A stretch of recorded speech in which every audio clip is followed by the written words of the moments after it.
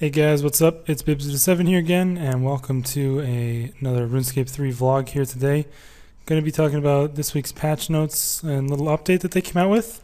I've actually been received confirmation from one of my friends that next week, next Monday is the invention update, so look forward to that. I'm looking forward to it. The machines are going to be really interesting to see if they're profitable or not and stuff like that, but first off, I want to go over some Maxscape progress, and as I always do when I say that, I realize since I just got home from work, it is time for a farm run. So I'm going to go do one of those right now. I actually uncurled a bunch of prawn balls because my friend Alex wanted to get the rest of his golden fish eggs, and I got 532 Baron sharks, which are supposed to be pretty good. So I got some free stuff from those, but yeah, I am here at Priff Waterfall now, which is very, very nice. I got 93 over the weekend. I grinded pretty hard this weekend. I'm currently 95, 200k till 96. So I should hopefully be getting 99 on Thursday, which is the day before double XP. And I was hoping to get this 99 before double XP, so that would be perfect. But yeah, I plan on getting 96 today, close to 97. Then tomorrow on Tuesday, I'll get 97, close to 98. Wednesday, 98, close to 99. And Thursday, finish off the 99. So that's what I'm hoping to do. And then obviously Friday is when double XP kicks off. And I'm going to be smashing out skills left and right. Construction, fletching, crafting, fire making. Then after those 4 are done, moving on to either rune crafting or thieving. And then I'm like nearly maxed from there. I might also go for dunge as well. So going to be having a lot of 99 videos over that weekend, and I'm really looking forward to it. Hope you guys are as well. I'm really looking forward to being done with this max grind. I've been pretty committed to it throughout. I haven't really slipped up at all except for my short little venture at Telos, but it's going to be really nice to be maxed again. Having the max guild with the boss portal and everything is very, very nice, and obviously the teleport to the bank there is nice as well, and just in general it'll be nice to be maxed again. And then from there I will likely start going for comp as well. I'll probably make a 120 Slayer series, as well as I'm going to make series on the boss collections that have come out. I think those are just perfect for making videos on. And of course, eventually I would like to go towards the Insane Final Boss title, which will be obviously contributed to by the collections, because you need to get all the pets for the collections, so that will obviously help with that. But yeah, I'm looking forward to it. I am pushing towards max slowly. I might get 95 farming on this farm run. Hopefully I will, but that would be really, really nice if I could get like 97 farming over double XP. That would be my goal, probably maybe 98, and then just have one more level to go. But yeah, I am doing these daily every day now without any failure, although sometimes my calquat still isn't grown, even though I do it at pretty much the same time every day, which is like 4 p.m.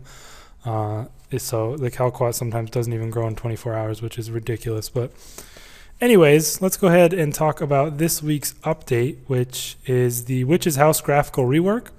They talked about this a few times in the past, and I think it's pretty cool. Definitely good that they changed this area, because it did kind of stick out like a sore thumb amidst the reworked Falador and Taverley and Berthorpe areas. So it's good to see them change it around. It's pretty much the same layout as far as I can tell from the pictures. I haven't been there, but it literally looks like the same exact layout, just graphically updated. So shouldn't really affect the quest too much, although they did put fences around the path that the witch walks on, which is good because you previously couldn't walk on it as far as I remember, and now it's more clear that you're not allowed to with the fences.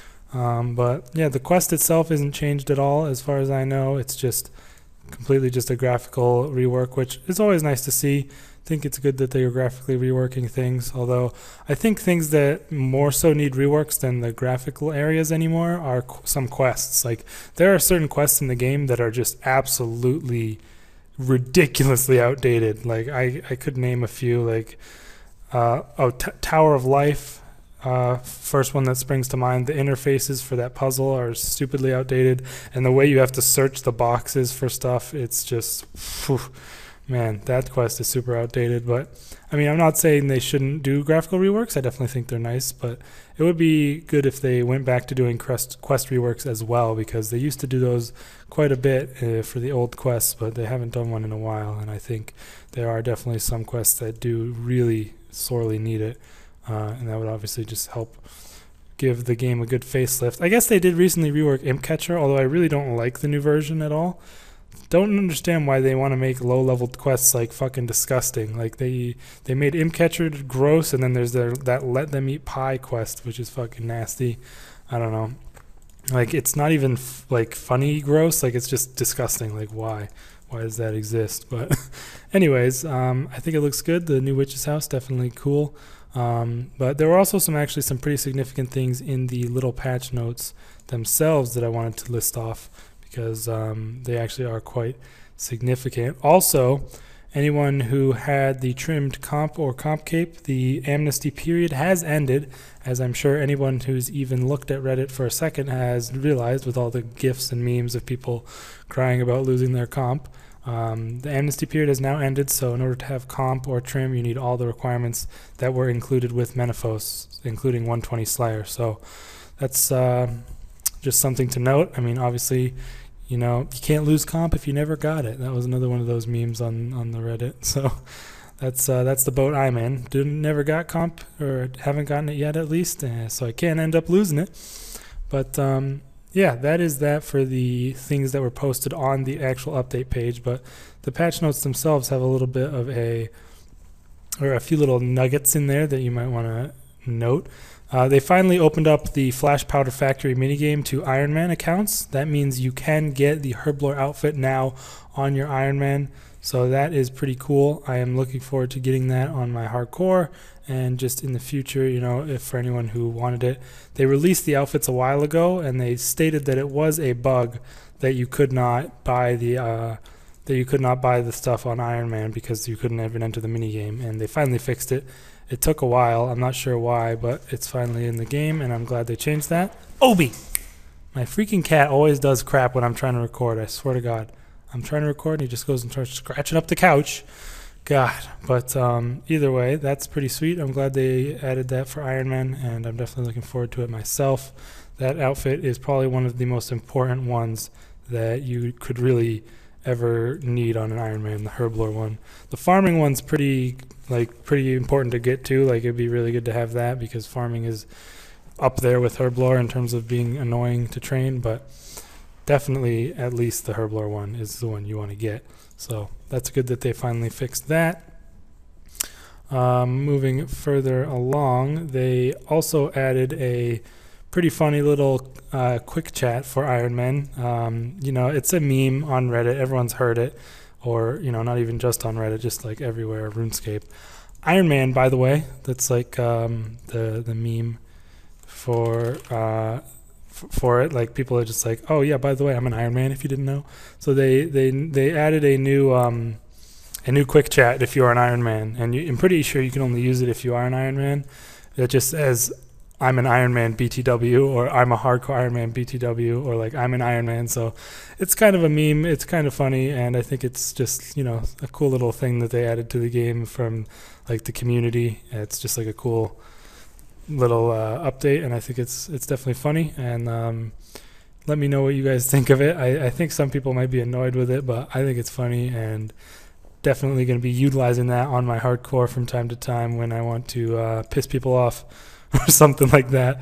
But definitely funny. They also actually made some changes to living wyverns, which have been notorious for years now, since whenever they came out, for being really annoying to kill and really hard hitting. Although it's my understanding that if you use a shield and just shield camp, you can kill them pretty effectively without needing too much food. But despite that fact, they did make some changes to them, and they sound like pretty good changes that are going to make them a little less annoying to fight.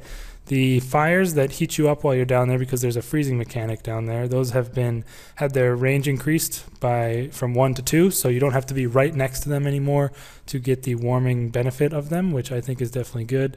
They really should have had that from the start, obviously, but they also made the fire 4 times more effective, so I guess it will heat you up quicker.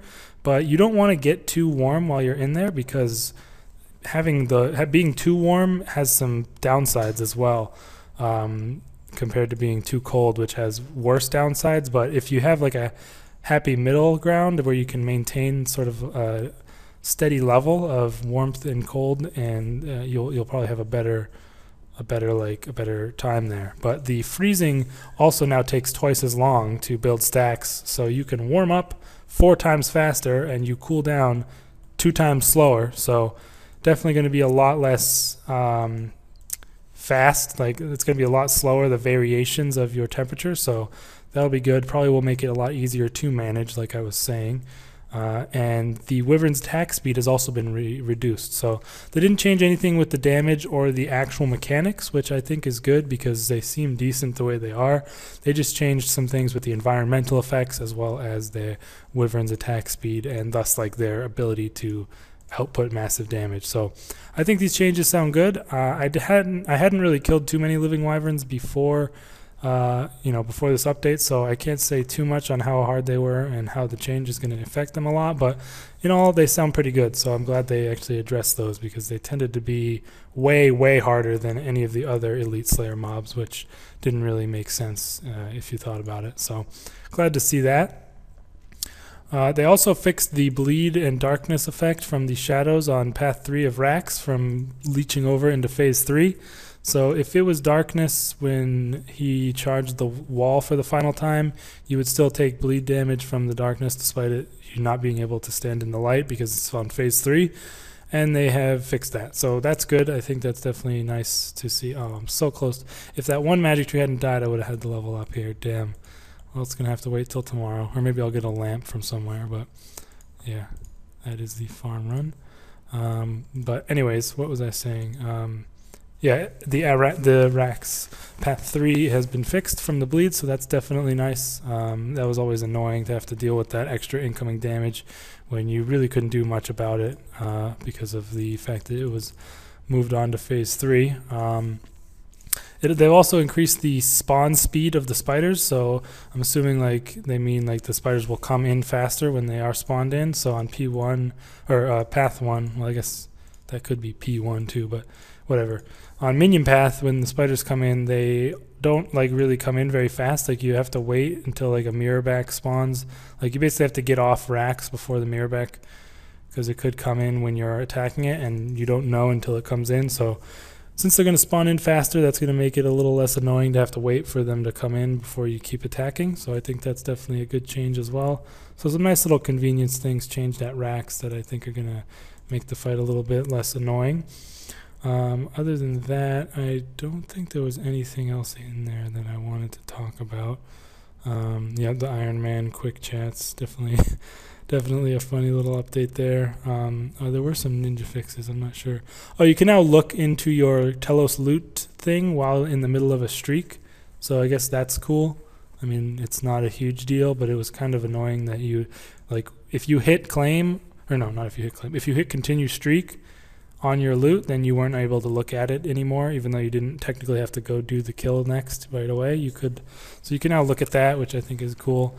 They also increased the buy limit for a lot of weapons and armor from 100 to 1,000 to make it easier to buy them for invention, which is cool. It was a little annoying having such a low limit on certain things that you really did kind of need to buy for components. So I think that's good. This is actually it's honestly, in my opinion, it's kind of a significant change compared to the way they used to work, and it might help out people who are lower leveled or PKing with items like this.